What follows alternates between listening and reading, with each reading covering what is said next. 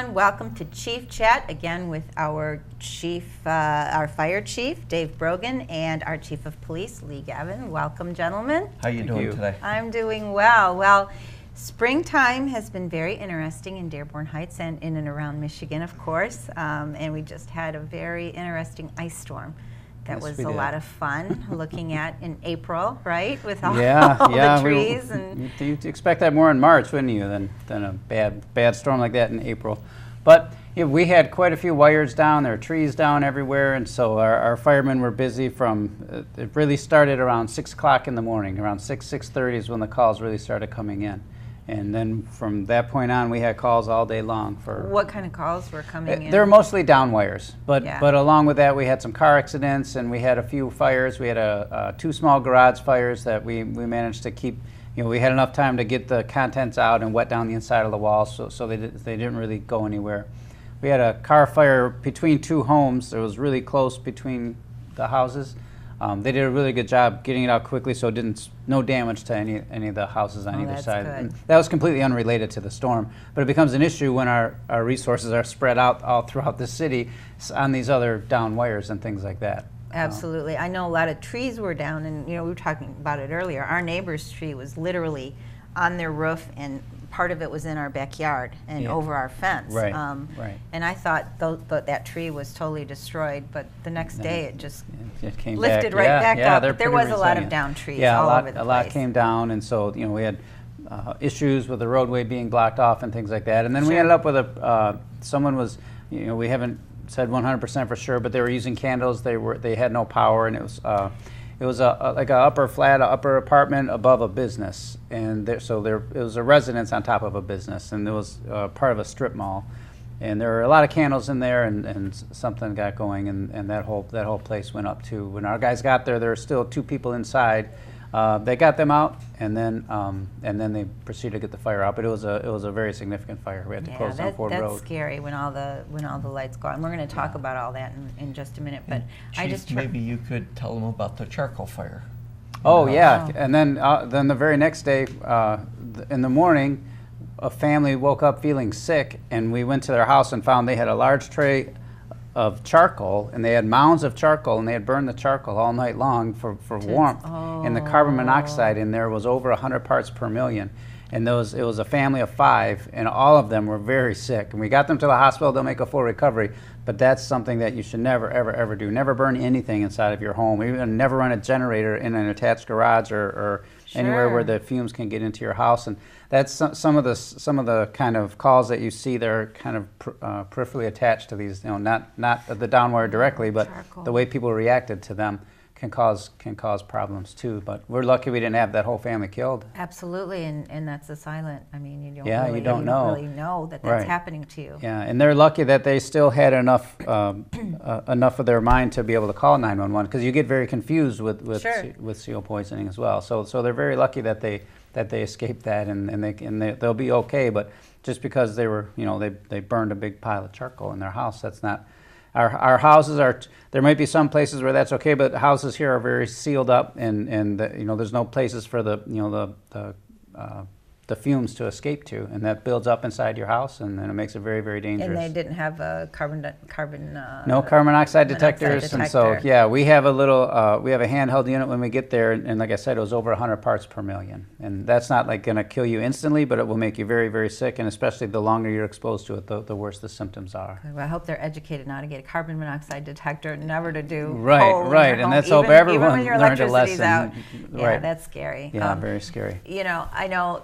The firemen are under a lot of stress, especially with all these different things happening with the fires that you had to deal with, the ice storm that you probably weren't thinking was going to happen in this time in spring.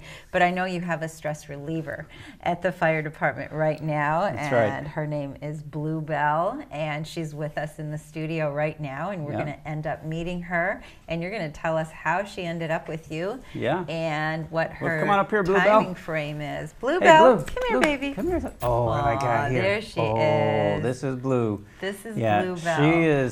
She's the star of the show right now. So Bluebell came from the Humane Society, and she needed a place to stay. She has an issue with her leg here, Eventually, she'll turn around when she looks back at Derek, and you'll see she's got a leg that didn't grow properly, and it's got a great big hook to it, and you can see she doesn't stand on it all that much. She can run around and it doesn't really bother her. I know, you're a good girl. But she's going to need surgery. And so right now the Humane Society needed a home for her to take care of her while she's going through this.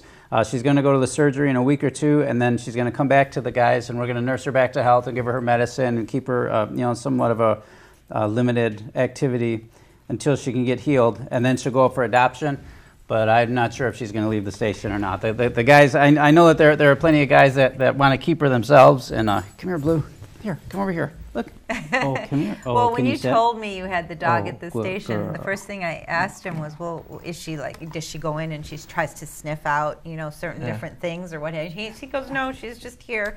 And you're foster parenting her, the guys are at the station. And this is a trend. I mean, it's a tradition in the fire service having a fire dog as well. That goes back, right? Yeah, it goes back to Dalmatian, those Dalmatians. Yeah, and they used to be Dalmatians because they were really good with the horses, and you used to have the horses taking them, and they would help clear the way, and they would help keep the horses in line too. So that was why we used to have Dalmatians, and now there's lots of workplaces that are bringing dogs around to help with stress, and you'll see schools that have dogs come in with kids that are having a hard time. Right. Just sitting with a dog does a lot to lower your blood pressure. They can also raise your blood pressure, but they're proven studies about helping people deal with stress and having a dog can be a great asset. So the concept is for you to have her, to foster her, to bring her back to health after her surgery, and then you're supposed to give her up. Then we're supposed to give her back. And is that going to happen? I don't know if that's going to happen or not. I don't think there's if we don't keep ourselves, there's plenty of guys that want to keep her. I'm seeing. Yeah, they're telling no. He's going no. I may have a lot of very angry firemen if I let her go back. So and we she's can't a have that. sweetheart. I mean, 6 months, and you're telling me she's just really calm and so cool, collected. we've trained her so when the alarm goes, she goes right to the crate, and she's so smart. She learned these things so quickly. She's sniffing around for another treat right now. Look, Bluebell. But so when the alarm goes off, then she runs right to the crate and she'll get in. And then if not all the guys are leaving, she'll come back out. If everyone has to go, like for a fire, then we have to close the door. And she's patient. She's fine. And she likes her crate. She goes in there and sits down and relaxes. And so she's been just a joy to have around, and just one of the easiest dogs, easygoing dog. Loves everybody. She even likes policemen. Look at her. I know. Every time I go to the fire station, one of the firefighters has the dog and taking it outside, and Yep. So it's they been. love it too. You told me she hasn't had any mistakes either. She hasn't had a single accident. Yeah, for her age and coming from a pound, I'm telling you, she's very smart. Now, I know. She was here. She was working with us the day of that storm, and they kept going out at call after call, and then she'd go to the crate, and at the end she's like, licking my toes. Come on. Oh, it's okay. She's fine. Oh my goodness, how sweet! she's What a just a sweet sweetheart little she thing. is. Look at, she's just laying down. She And found her everyone nice she little sees. space. She'll just go and lay down where she'll find where the people are and go lay down. If the guys are relaxing and they're having some downtime, she just goes and lays down with them. Like she's just easy going, and she's just the star of the show wherever she goes. I have a feeling that Bluebell is going to be part of the station for quite a while. She's not going to go anywhere. No, she's not. She tangled up in my hair. That's okay. We'll figure it out. There we go. Whoops. She's got her little foot in there. Hold on, Bluebell. Bluebell, how did you get so tangled up? You know what? She's fine. We're good. We're good. We're really good. Okay, so when are you getting a dog at the police station? We work a little different schedule. They're there, the firemen, 24 hours. We have a lot more officers coming and going, so it's a little harder. They asked if we could have one, but I don't think we're as accommodating as the firefighters. We have some personnel do not like dogs, so oh, really? If okay. one person doesn't like it, you can't bring it in into the station. So okay. then they wanted a cat, and I says, no, we don't need a cat. No cats. And the other issue is we have a canine, Bane. Right. Sometimes they don't interact good with other dogs. So if we had a dog in there and we bring in the canine, so it's best at this time we'll leave it to the firefighters. They're good. Okay, I was going to create some problems, but maybe You know, I we have won't. more of like a home kind of like we live at the station and we eat there, and Sure. it's more of a structured environment. Dog really likes to have that kind of structure, and like I said, at shift change, there's 7 guys coming on duty and 7 guys leaving, and she just loves that, all the people coming in, and she likes the routine, and we're very big on routine at the fire department too. We check the trucks at this time, we have lunch at this time, have dinner at this time. So every time we're doing those things, she's going in the crate, and so she gets a lot of structure to her Right. day too. And so it's really been kids and dogs, they both need structure. they need the structure. Yep. Absolutely. Hey, Chief, when you're all sitting in your recliners, does the dog sit in one? Do you have one for her? Yeah, well, yeah, she's got her own recliner by now. Yeah. Okay. They're hard at work. They're hard at work, Chief. They're You hard didn't at catch work. that. Talk about structure. The construction that's going on in Dearborn Heights has been pretty intense. Are we seeing raw nerves? What are we seeing with all that people are happening? getting upset, especially on near our weekends on Friday. Everyone wants to Sure. get home in a hurry down Ford Road, and traffic's backed up all the way to Outer Drive and Yeah. east of Outer Drive. So, we've got Ford Road construction going on now that's being completed by the state, and then also we have a local project which is Silvery Lane. So they're doing that from Ford Road to Warren Avenue. They did the first section from Richardson to Warren, and now they're doing Ford Road to Haas up in that area. So we ask, people using the side streets there if they would stay off of Silvery Lane. Back to Ford Road, we're asking for patience. Definitely. One lane's been closed now, the curb lanes, but eventually they're going to go down to 2 lanes being closed.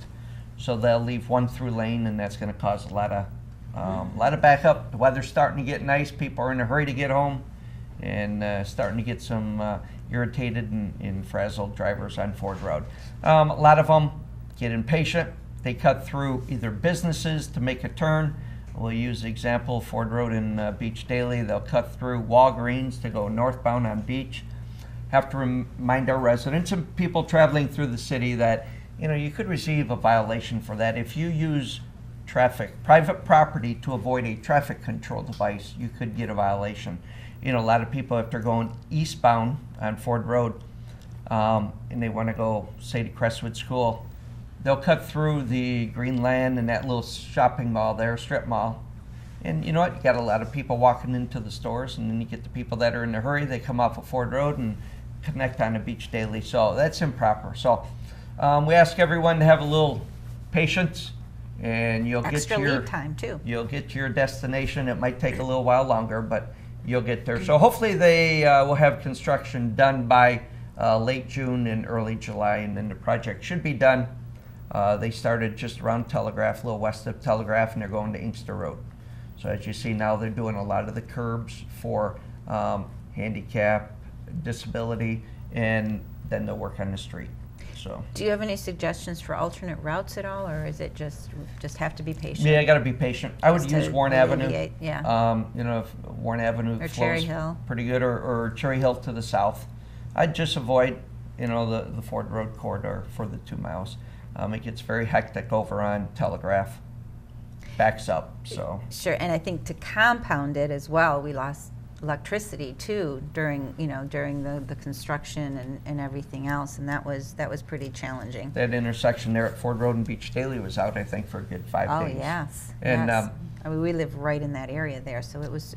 I think there was a few accidents too that occurred. We get complaints from the neighbors. Hey, why are not officers out there? Why don't you have portable stop signs? So by law, we cannot put any portable stop signs, any yield signs up there. We either have to have a police officer, which it's hard to do, with personnel being a little short, and putting someone there around the clock. You need a good 4 or 5 officers to direct traffic.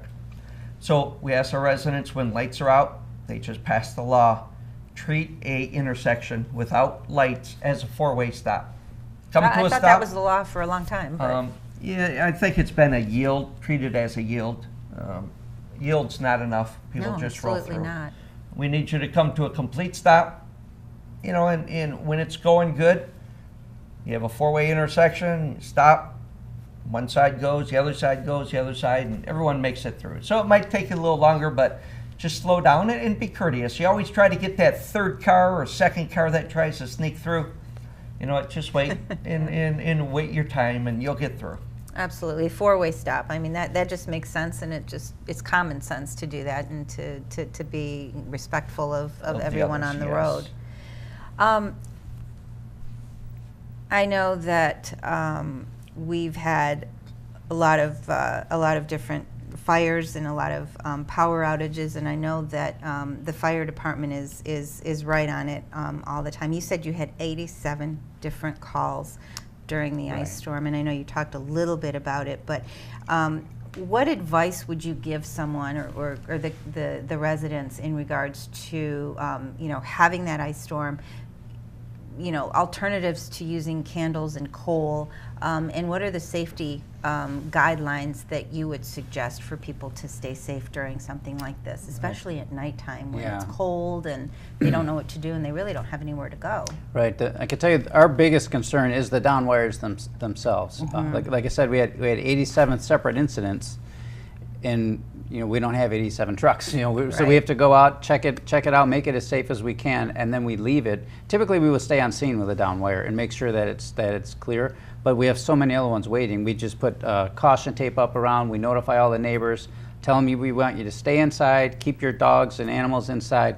Don't touch the fences, because you don't know exactly where the wire's at. And even if the wire's 5 or 6 houses down, if it's on a fence line, it could be affecting you. And so we assess those kind of things and determine who all needs to be notified, and we go and knock on doors and we let people know, and then we take off to the next run. So that's kind of how we have to operate in a big storm like that, where we can't stay on scene for every one of them. And then after we kind of get everything captured, we go out and we hit the ones that were the more serious wires. Some of them we can't leave at all. If you have it down across a roadway or something really dangerous, or like a couple of the garages were being threatened, we really need to stay on scene for those. So some of them we get stuck at where we're going to be, and so then we just lost another resource that can go to respond to these. Absolutely. And so it takes us quite a few hours to work our way through something this big. And we end up calling in a lot of people on overtime, and so we have to man every vehicle we have basically to try to take care of a situation like this. So you can't count on the firemen being there just because we've left the scene. If we didn't have time to knock on your door, that doesn't mean that it's safe. If there's a down wire, you treat it like it's dangerous. And some of them are really scary. They're arcing and they're big and scary looking things. I like those because people know. Because you know where I'm they not are. going to go. Yeah, Right. and I'm not going to touch that thing. A down wire can look so innocent, just laying there. Oh, I'm going to go get that off the fence. I mean, you don't get a second chance with a wire. You touch it one time and it will kill you. And so it's very scary to we have these hazards, and they don't look like something that's going to kill you, and it absolutely will. And so we're that's my number one concern. Is the rest of it is kind of an inconvenience. You don't have any power, and we don't realize how much we miss it until something like that is gone, and lose our internet, for goodness sakes. All the kids will be in a riot if we lose internet for very long. Then you'd be called in. Yeah, exactly. No, and so and obviously if you are going to use candles, just use a few. Don't leave them in a room that you're not sitting in. If you're going to leave, either take the candle with you. We prefer you don't even use the candle. Just get some flashlights, and you can get like lantern kind of flashlights. But we know people do use candles. We just say, never leave a candle unattended. If they get down so far, blow them out. If the wick is too long, you got to turn back the wick. You just have to be very, very cautious with. Whenever you have an open flame of any kind, fires happen. You had made a great example of a family trying to keep warm by burning coal. Right. So what would be the best way, or even to purchase something? And I know summer's coming, but winter's right around the corner in Michigan. But what do you do? How do you stay warm in situations like that? What would be the best gadget, or what would be the best thing to do to stay warm? Now this is very expensive, but the best thing that you could have is a generator that's built and wired into your house, and they can be set up so as soon as you lose power, they automatically kick on. And then they would run, and they would keep your house, so you just notice a flicker and the power would come right back on. Choice 2? There are a couple different choices? ones. Okay. Yeah, no. So then there's another one, expensive. just a portable generator, probably $300 or $400. You can get one, and again, don't have that inside your attached garage. And they're loud, and you hope your neighbors can maybe share some of the power with your neighbors. Well, you bring them in to keep them warm because That's they're right. freezing too. And now that won't power your whole house, but you can get those wired in to where you have a big plug on the outside of your house, and you plug the generator in, and you have a little panel. Have an electrician come in and do all this for you, and then you can have it set up so it's powering your furnace, powering your refrigerator, and like maybe your kitchen plugs, and so you still have a place where you can you have heat in your whole house. You'll have a place to plug in things if you need to, and the refrigerator will be going, and so it's worth the investment. Yeah, and it really is not that big of an investment, and so that would be the best thing. And after that, you don't want to have any kind of anything that's burning in your house. You don't want that in your house at all. Right. For the fumes and for the danger of a fire. If it's really that bad, then pack everyone out and go stay at a hotel. And I mean, the hotels were filling up around here. We're full. You know what I've noticed though, on the other side on the south side of Ford Road, we usually have the power usually goes out last, but on the north side, it usually goes out pretty quick and stays out. I mean, I don't know if they're on a different grid or what have you. Yeah, a lot of times different grids.